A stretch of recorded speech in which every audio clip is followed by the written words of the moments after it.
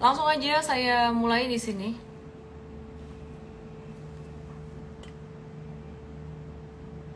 Semoga bisa kelihatan jelas karena tripodku hari ini tuh nggak bisa turun.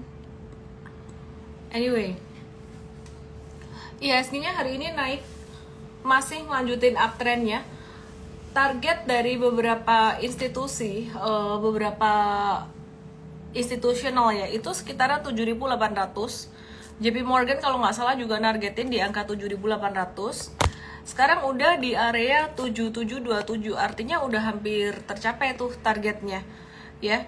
Dan aku sih sebenarnya nggak terlalu peduli ya sama IHSG. Sorry, ini agak gempa bumi dikit di igoinya karena aku ngerapiin posisi HP. Sorry, aku turunin dikit, tripodnya ganti.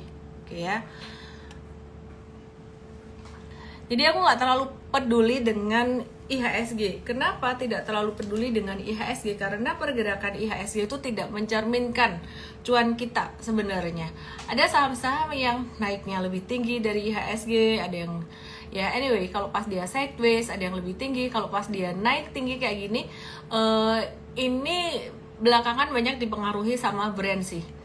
Nah, dari sepengamatan kita ya, saham-saham Papa PP ini kan banyak naik tinggi ya. Cuman aku tetap lebih berhati-hati untuk brandnya belakangan ini dalam 1-2 bulan ini. Jadi kalau dulu pernah trading udah cuan ya udah, lebih waspada untuk distribusi aja. Dan hari ini yang bikin market cenderung menguat itu ada saham BBNI ya. Ke Igoy aja ada chartnya ya. Thank you, kebun impian. Udah kayak apa aja kebun impian. Kebun impian. Kayak orang, apa ya, orang Batak ya, kebun. BBNI breakout dari 5525. Tadi M-Trade ada review buy.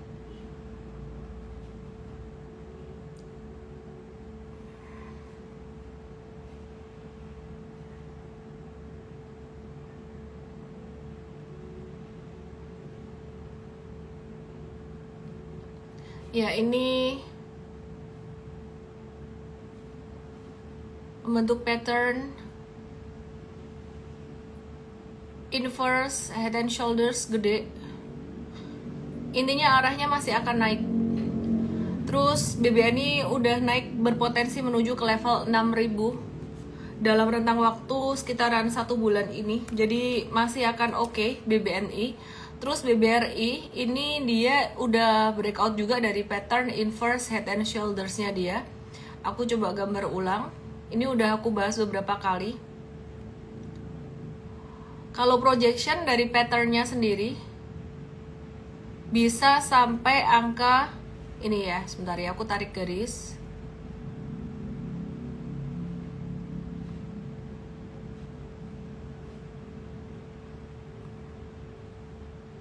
Nih, di Igoy, chartnya di Igoy ya. Sorry, aku nggak bisa kasih lihat di TokTok dan di YT. Nanti kena ban sama TokTok. Kalau YT nggak bisa karena ya gimana caranya share 3 ini. Oke, terus kalau dari pattern inverse head and shoulders BBRI ini potensi menuju ke 5.900-an sampai 6.000-an ya. Oke, terus dalam rentang waktu berapa lama? Kalian mesti nanya kalau misalkan ada upside kayak gini, ini potensinya sampai rentang waktu berapa lama? Area 6.000 tuh proyeksi kita sampai akhir tahun. Jadi gerakannya BRI ini udah agak lambat-lambat sebenarnya. Udah slow melo-melo, intinya tinggal nge-hold aja. Nah, ini ada yang nanya Toba juga bisa 1.000 nggak sih? Dan seterusnya nanti aku akan bahas ya. Tapi hari ini aku akan bahas CPO juga ya. Nah, yang bikin naik juga dari sektor CPO, terus kemudian ada saham HMSP dan juga KLBF. Oke, HMSP ini kita M-Trade udah sempet entry pada tanggal 19 Agustus kemarin, kita tinggal nge-hold aja. Ini lagi di stage satunya di bawah, masih di stage 1 di bawah. Kalau kalian ikut trading academy, kalian ngerti apa itu stage 1. Stage 1 itu masa sideways di bawah, belum uptrend gitu. Jadi ini kayak masih menabur benih gitulah kalau mindsetnya buat teman-teman yang bercocok tanam ya. Jadi belum sampai berbunga apalagi berbuah. Oke. Terus jadi yang punya HMSP gimana? Aku yakin banyak banget yang masih rugi karena HMSP ini nih bekas downtrend banget ya. Jadi downtrend parah banget. Perhatikan di sini jauh sekali. Oh, nggak habis-habis, nggak habis-habis, nggak habis-habis. Kita coba ukur dari ketinggiannya dia udah jatuh berapa persen. Karena kalau kita ngukur kayak gini kita jadi tahu psikologi market itu bagaimana. Udah 88%, artinya ada nyangkuters yang sempat rugi 80 bahkan hampir 90% di sini. Ini udah kayak orang tuh putus asa sekali. Jadi kalau Sir John Templeton bilang bull market born on pessimism, sebenarnya sekarang lagi pesimis sih, cuman pesimisnya tuh kapan berakhirnya? Grow on skepticism, mature on optimism, and die on euphoria. Nah, nggak ada salahnya juga kalau kalian telat beli pas lagi skepticism. Skepticismnya itu kapan? Skepticismnya tuh kalau dia breakout dari 800, 795 sampai 800. Aku kasih garis warna merah di sini ya. Jadi ini awal masuk ke tren naik jangka menengahnya dia kalau dia breakout dari 800. Dan di area itu nanti juga akan breakoutin MA 200-nya. Intinya sekarang tuh baru merangkak-rangkak naik lah ya, bertahap HMSP. Aku mau cek dulu siapa yang punya HMSP di sini. Tadi ada Budi hilang loh. Budi kemana?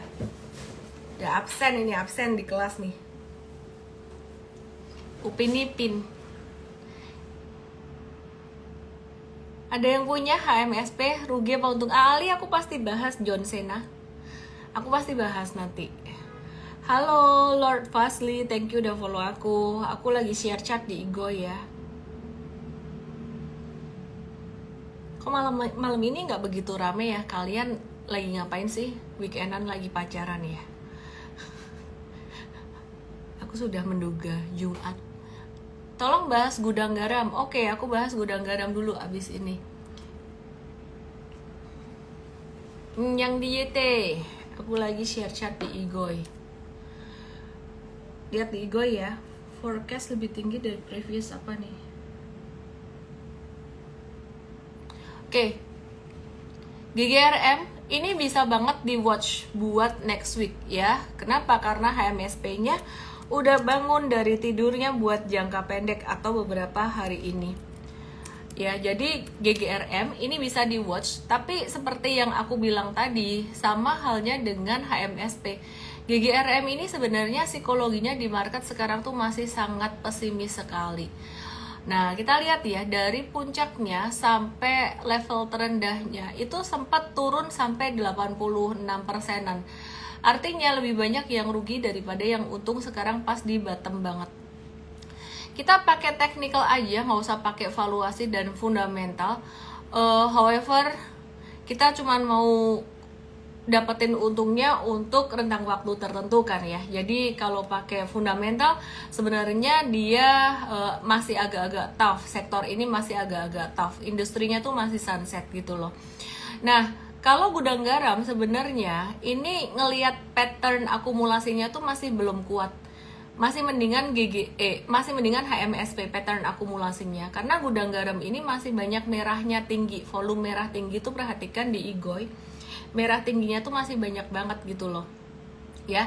Jadi sekarang lagi transisi dari distribusi, masih ada distribusi sedikit, ke akumulasi. Intinya buat gudang garam ini trading pendek aja, jangan buat investasi jangka panjang gitu. Oke, terus aku mau belum buat investasi jangka panjang. Oke, aku mau bahas saham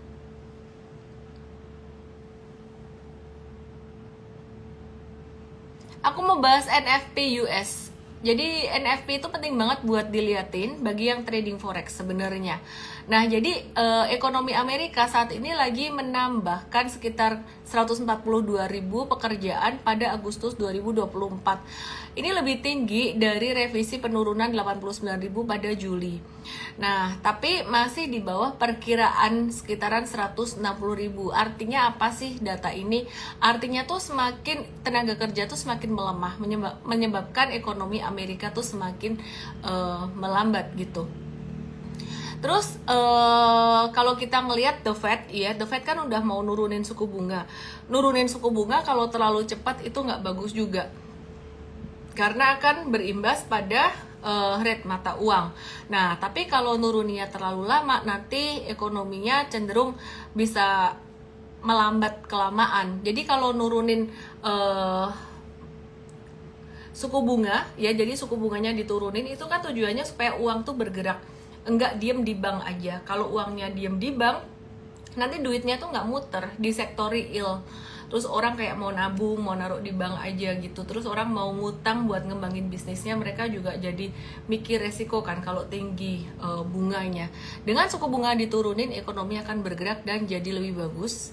Bisa soft landing asalkan nuruninnya ritmenya itu pas. Oke ya. Nah, itu tadi dari update NFP di Amerika, dan ada yang keren dari Indonesia. Nggak cuman IHSG-nya yang all time high, tapi di Indonesia ini cadangan devisa di bulan Agustus 2024 ini juga naik. Jadi cadangan devisanya ini tertinggi sepanjang masa atau sepanjang sejarah. Naik dari 145,4 miliar di bulan Juli 2024 jadi 150,2 miliar. Nah, jadi ini dapat duit dari mana sih? Dari pajak, banyak hal. Intinya ini satu sentimen yang sangat positif sekali buat Indonesia. Aku mau bahas saham dari sektor CPO, tapi sebelumnya aku bahas dulu sektor properti.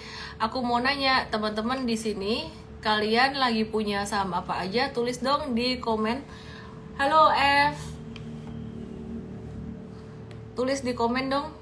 Oke, yang di TokTok, yang di YT boleh ke Igo ya. Ini yang di TokTok sepi banget hari ini.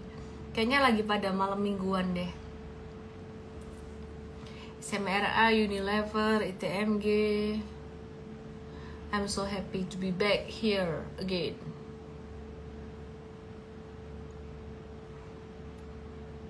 Yep. Ini ada yang cerita punya BRI, Elsa, Pewon, dan sebagainya.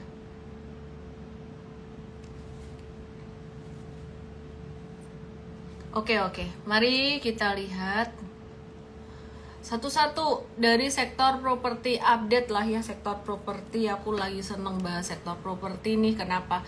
Karena M-Trade cuannya banyak. Lagi banyak cuan nih M-Trade nih ya. Ketika yang lain baru masuk, baru omon-omon, baru masuk gitu ya. Ini Asri jadi multi baggernya M-Trade, cuan 64% sampai 66%. Wow, keren sekali. Oke, aku tahu apa yang kamu pikirin. Pasti kamu mikirnya gini, waduh, saham yang ku beli pas nggak yang naiknya setinggi itu. Nah, makanya aku bilang di M-Trade itu kita ajarin diversifikasi, karena kalian semua lagi masih pada proses belajar. Kalau terkonsentrasi, nanti kalian beli saham pas nggak lagi yang naiknya kayak gitu, nanti gelo bahasa Jawanya. Kalau saya sudah lebih terkonsentrasi, strategi saya tergantung mood sih sebenarnya. Mood aku sekarang lagi agak terkonsentrasi. Dan jujur kata, sahamku juga nggak rally setinggi saham Asri atau saham-saham M-Trade yang mungkin lagi beggar kayak gitu. Terus perasaanku gimana? Perasaanku jujur kata aku udah agak kebal nih, udah agak baal. Baal tuh artinya apa? Baal itu artinya ya gak terlalu terpengaruh lah gitu loh. Jadi intinya aku sudah merasa cukup dengan apa yang aku lakukan saat ini. Aku bukan cuma merasa cukup ya, tapi aku mengerti apa yang aku lakukan. I know what I'm doing. Aku ngerti sistemnya, aku ngerti ilmunya. Itu yang membedakan. Nah, jadi buat teman-teman yang mungkin kamu belinya beli Pakuwon, cuannya kita lihat ya di M-Trade ini cuannya lumayan juga saham Pakuwon, tapi nggak sampai yang kayak Alam Sutra gitu. Nah ini cuannya Pakuan tuh sekitaran 28-31% ngehold jangka menengah. Mungkin kamu dapatnya saham ini ya, ini udah bagus banget loh cuannya di sini, ya udah atau udah bersyukur. Mungkin kamu justru dapat saham lain yang naiknya justru malah nggak terlalu signifikan, atau mungkin sesekali malah cut loss kayak gitu. Ya nggak apa-apa, fokusnya pokoknya belajar dulu. Nah aku mau kasih lihat di sini, yang di hold itu sebenarnya masih banyak yang cuan. Ini yang aku kasih lihat yang udah di review sell. Ini contoh LSIP. Jangka pendek kita profit taking 12-18%, jangka menengah hold. Nah, ini kan kalau dilihat di sini cuannya di sini, ini kan various ya. Ada yang belasan persen nih, Inco MDKA kena cut loss ya. Ada yang belasan persen, ini ada yang 2 digit kayak APLN 19-20%. PNLF 19-20% dan seterusnya. Intinya tuh nomor satu, fokusnya santai aja belajar gitu. Pelajarin ilmunya, the how and the why-nya. Jadi kalau kamu misalkan nggak dapat ASRI ini di M-Trade, ya udah syukurin aja. Kalau misalkan aku pengen dong bisa dapat probability cuannya lebih gede gitu ngikutin ini, ya kan kita udah ajarin cara diversifikasinya berapa persen. Makanya Trading Academy itu harus wajib ditonton, nggak boleh cuman stock pick doang. Oke, bawel ya. Yang di TokTok yang di YT boleh ke Igoy supaya bisa lihat chartnya. Malam mingguan semua pada jalan-jalan, kalian masih semangat di sini belajar. Cuan menunggu Anda, keuntungan menanti Anda ya. Oke, mari kita lihat sekarang potensinya ASRI ini gimana. Kalau udah kayak gini, ini kalian jangan masuk buat jangka menengah lagi. Kalau dia sideways ya, dia akan naik lagi tapi untuk jangka pendek aja. Nah, di sini sideways-nya ASRI itu cuma sebentar doang. Jadi kemarin sempat sideways di tanggal 29 sampai dengan tanggal 1 September, lihat di Igoy chartnya. Itu cuman sekitaran 4 harian doang sideways, hari kelima breakout. Jadi kita nggak review buy lagi untuk jangka pendek, instead kita nge-hold jangka menengahnya aja. Kenapa? Karena dengan sideways yang pendek ini sebenarnya kalau kita ngomong buat trading breakout jangka pendek ini terlalu cepat ya. Jadi fondasinya kurang kuat. Oke, terus di sini ASRI akan kembali membentuk bendera lagi, akan membentuk sideways lagi di sebelah kanannya di sini ya. Jadi you just need to wait aja. Kalau pakai Fibonacci berarti Fibonacci-nya diupdate aja. Ya, jadi ilmu ini semuanya aku ada ajarin di Trading Academy M-Trade. Kalau mau belajar gimana ada promo atau tidak, udah besok aja ikut M-Trade Start jam 10 pagi ya. Ikut M-Trade Start, ini kelas buat pemula banget dan biasanya ada promo untuk join program M-Trade Academy-nya. M-Trade Academy dapat stock pick juga, tapi fokusnya jangan di stock pick. Nah, nunggu di level berapa? Kalau udah kayak gini, ini sekitaran level 226 sampai 218. Oke, terus kemudian aku mau share buat saham yang lain.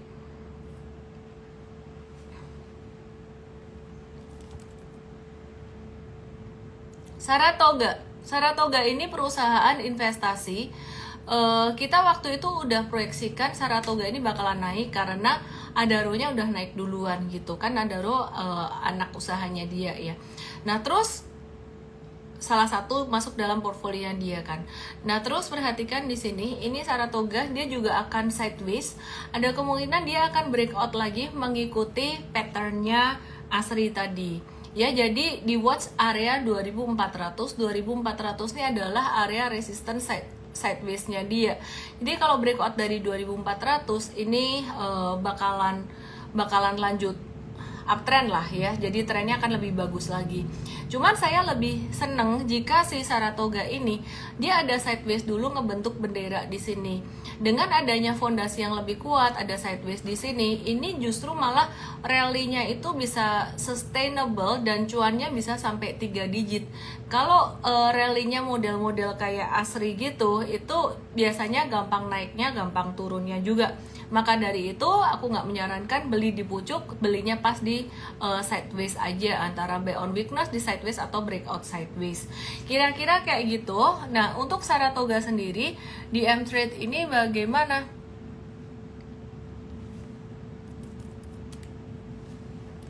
Kita udah cuan 25 sampai 30% dan kita masih ngehold saat ini.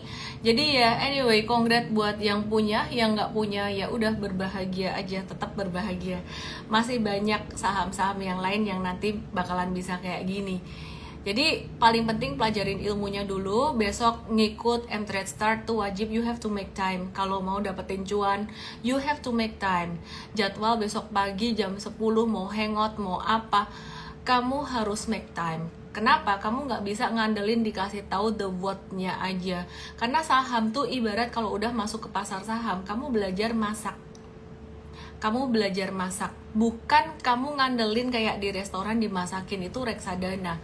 Nah, kalau belajar masak pastinya harapannya bisa lebih enak, lebih sehat, ya, lebih hemat dan sebagainya, lebih bagus return-nya. Oke, besok join di M-Trade Start jam 10 pagi, daftarnya di emtrade.id/LIVE. Asri kan masuk Umamis, iya, unusual market activity, tapi kita kan udah belinya di bawah banget, makanya kita nggak saranin untuk ngejar di atas, biarin sideways dulu. Makanya BD-BD tuh ya, kalau gerakin saham tuh ya jangan naik terus, lebih baik ada sideways-nya. Antam Piemis bahas mas-masan, bahas Mas David. Oke, di M-Trade masih ada lagi saham apa? MBMA kepik best dong. Best, oke, aku akan bahas best. Harus seliquid apa brand transaksi harian baru masuk jadi emiten yang akan misrekom. Lihat pattern. Ada hal yang saya sulit jelaskan. Saya pakai intuisi juga, ya, oke. Jadi ada hal yang saya nggak bisa jelasin. Tidak semua hal bisa diteknikalin bener-bener kayak bukan diteknikalin chartnya. Tidak semua hal bisa dilihat pakai numbers. Beberapa hal dilihat pakai intuisi, perasaan, dan bukan perasaan sih, lebih ke intuisi bisnis. Kalau udah kayak gini tuh biasanya pebisnis tuh ngapain. Kalau udah kayak gini tuh BD tuh biasanya ngapain. Kalau udah masuk ke MSCI itu biasanya ngapain,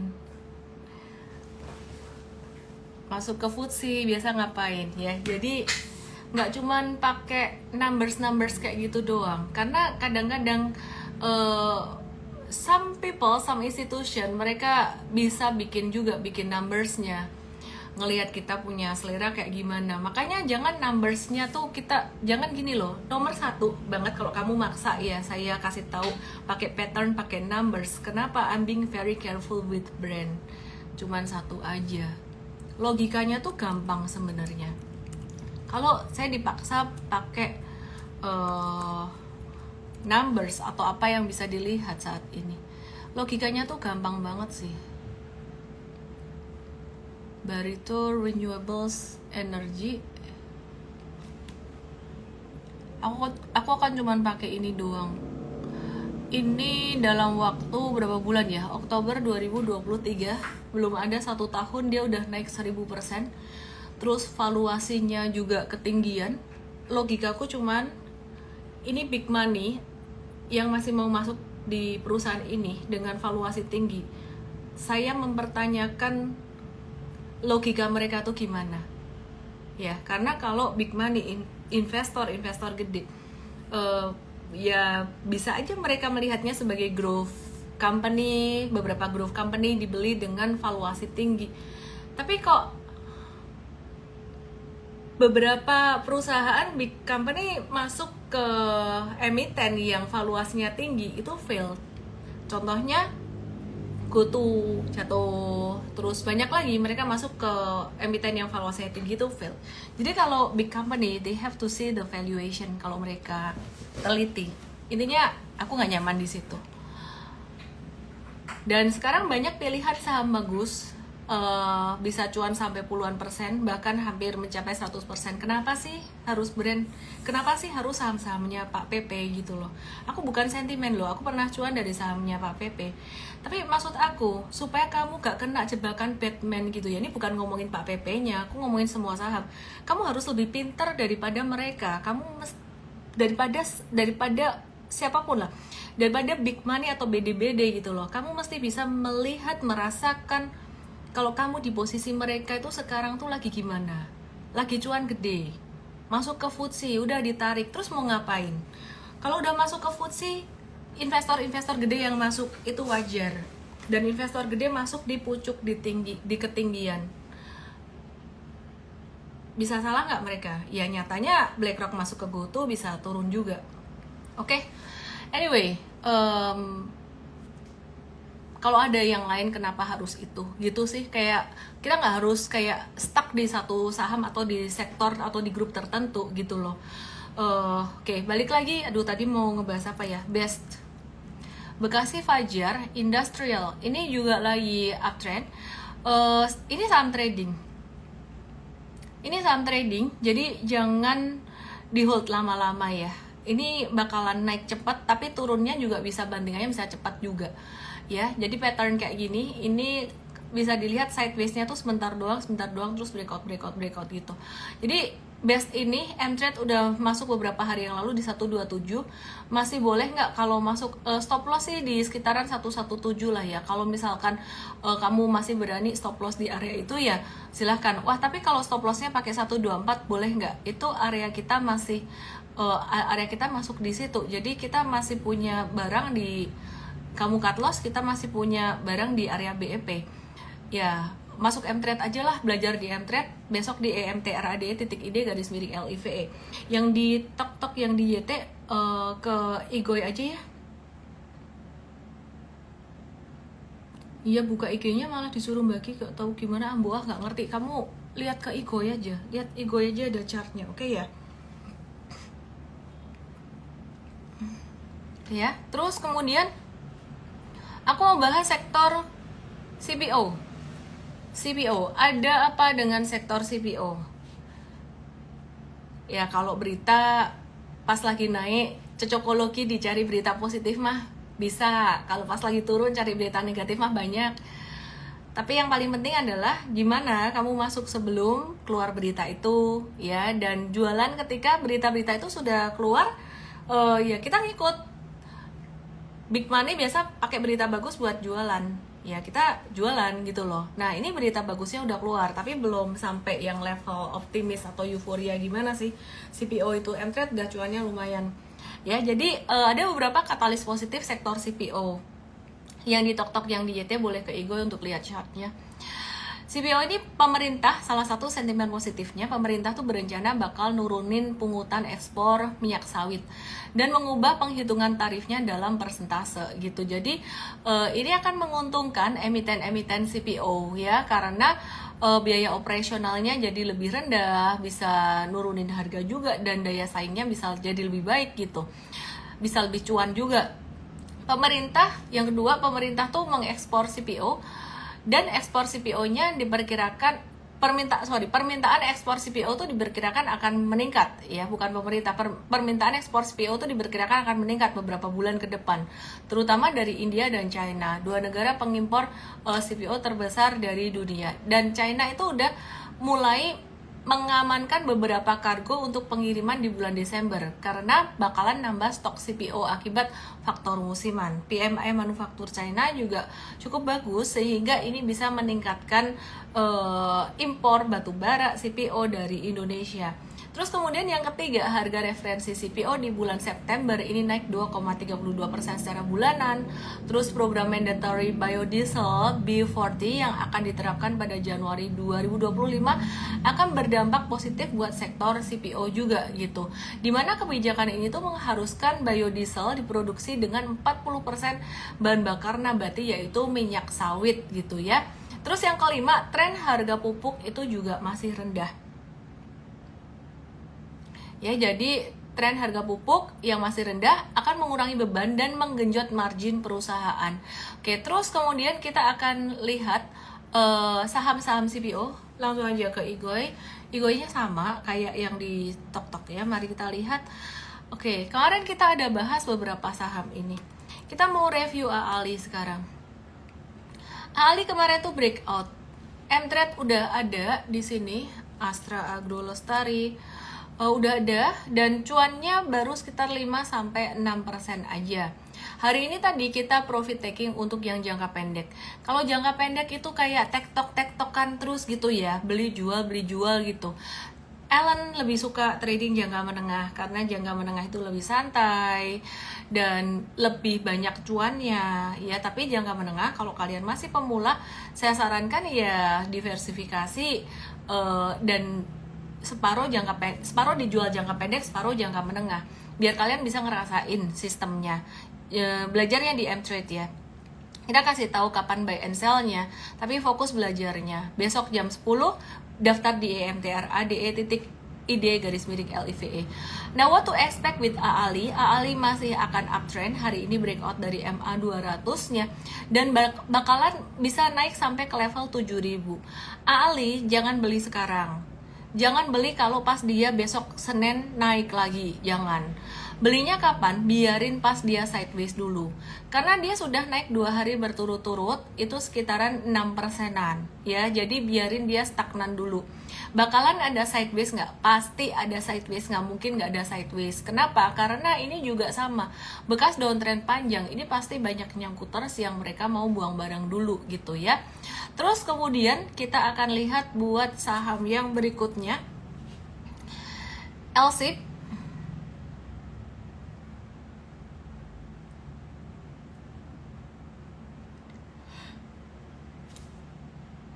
Oke, kita lihat LSIP di sini. LSIP ini pertumbuhan labanya tinggi banget, 3 digit secara percentage, di atas 100% kalau aku nggak salah ingat, ada di live kemarin. Terus TAPG juga 3 digit pertumbuhan labanya, growth-nya. Nah, tapi itu menurutku cuman buat bunga-bunga aja. Kenapa? Karena kalau trading kita lihat price and volume ya di sini ya. Sama seperti halnya AALI, ini LSIP tuh kamu jangan beli di atas di sini. Kamu belinya nanti aja kalau udah ada retracement ya, kalau udah ada sideways. Kalau Senin naik lagi bisa ke 1065, jangan dikejar.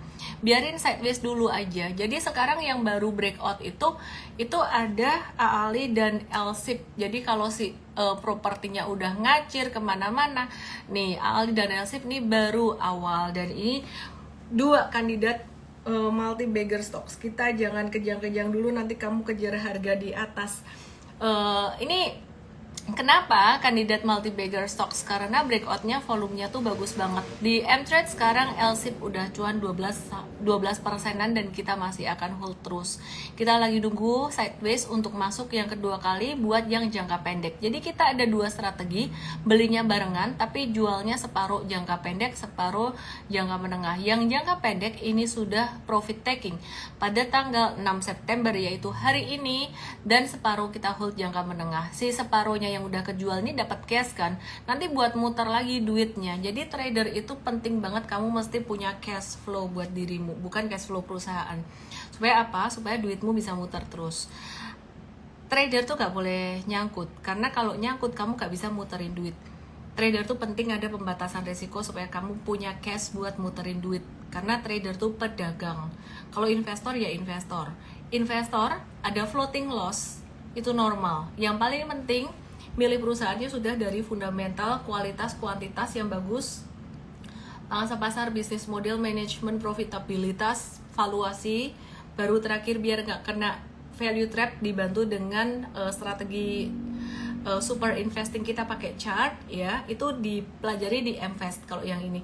Nah, kalau udah kayak gitu masih kena value trap, jangan buru-buru jual, jangan buru-buru cut loss, itu yang investing. Tapi kalau yang trader, kamu udah ngikutin apa yang kita ajarin, terus kamu breakdown support kita, udah kasih toleransi dari support jatuh di sini, karena toleransinya kamu harus cut loss. Maka dari itu, karena trader itu ada cut loss, resikonya lebih tinggi. Jadi di dalam piramida kita, portfolio Pinnacle kita trading tuh di atas size-nya kecil. Oke, itu penting banget, itu yang aku alami di dalam hidupku. Oke, terus yang lain-lainnya gimana? Kayak TAPG kan labanya gede ya. Yang paling penting buat trader bukan labanya emiten itu gede atau enggak, tapi yang paling penting adalah pattern and likuiditas gitu. Jadi kamu ngelihat nggak di sini likuiditasnya oke nggak dari bid overnya? Oh ya likuiditasnya bagusan, misalkan bagusan LSIP gitu ya, udah pilih aja LSIP dan tidak usah semua dibeli. Tapi ada yang gemes misalkan, tapi TAPG naiknya lebih kencang daripada AALI. Oke, saya kasih tahu satu trik ya, satu clue ya. Ada karakter buat tiap saham. Contoh, saham dari sektor properti BSDE, P1, SMRA, Citra itu akan gerakannya elegan, nggak ajrut-ajrutan. Nah, aku lebih suka yang kayak gitu di portfolioku. Kadang-kadang aku milih yang cepat juga, tapi jarang. Tergantung dengan aktivitasku. Aku lagi sempat mantau nggak? Kemarin aku tahu aku akan sibuk nganterin anakku lomba dan sebagainya. Belum tentu aku bisa M-Trade kasih tahu sell, belum tentu aku sempat pencet sell. Mungkin pas lagi ngelihat anak pengumuman, mana kalau pengumuman lomba di layar cepat banget kayak ginian, itu emak-emak pada mantengin semua gini. Gimana caranya jual saham? Jadi saya tahu activity saya bakal padat, jadi saya pilih yang geraknya lebih elegan. Contohnya kayak P1. Kalau di sektor properti yang geraknya gampang cepat naik, itu ASRI, APLN, dan cepat turunnya, dia lebih liar. Oke. Terus kalau di sektor CPO yang super elegan, pelan-pelan banget, kayak limusin itu, kayak kalau apa ya, kayak Putri Keraton Jawa, itu AALI. Dia naiknya pelan-pelan. Ini cocok buat orang yang nggak suka fluktuasi. Tapi kalau yang maunya cepet banget naik turunnya, Gosco itu cepet cuan, cepet dibantingnya juga. Lu gak ada stop loss, cilaka itu. Jadi kayak cewek itu begitu menggoda ya, bapak-bapak tuh, kok cewek itu begitu menggoda, itu berbahaya. Terus kalau yang tengah-tengah gimana? Aku nggak suka yang terlalu konservatif, kaku. Tapi aku juga nggak mau yang kayak gitu, yang naik turunnya liar sekali harga sahamnya. Aku maunya yang elegan, tapi juga menyenangkan gitu loh. Itu yang pas di tengah-tengah, itu LSIP. Ya, jadi kalau sektor CPO itu yang pas di tengah-tengah tuh LSIP gitu loh. Jadi gerakannya lumayan cepat, tapi juga nggak terlalu lambat. Nah, TAPG termasuk yang mana? TAPG ini termasuk yang kayak semacam Gosco sih, tapi tidak seliar Gosco dia gerakannya gitu. Jadi ini nggak ada urusannya sama fundamental perusahaan ya, nggak ada urusannya. Ini karakter dari pergerakan saham tersebut, kecuali nanti BD-nya ganti BD, ganti cara mainnya. Oke? Most likely saham-saham yang market cap-nya kecil itu dia akan gerakannya lebih liar. Anyway, teman-teman semuanya, aku ingatkan sekali lagi, besok sangat penting sekali, besok ada M-Trade start jam 10 pagi.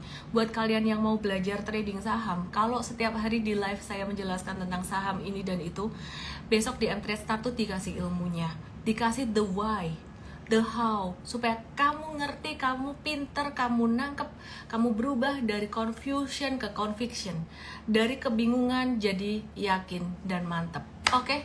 Minyak mulai mendidih, kita bahas di morning briefing hari Senin nanti.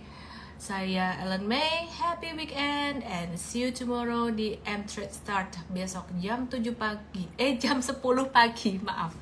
Dadah.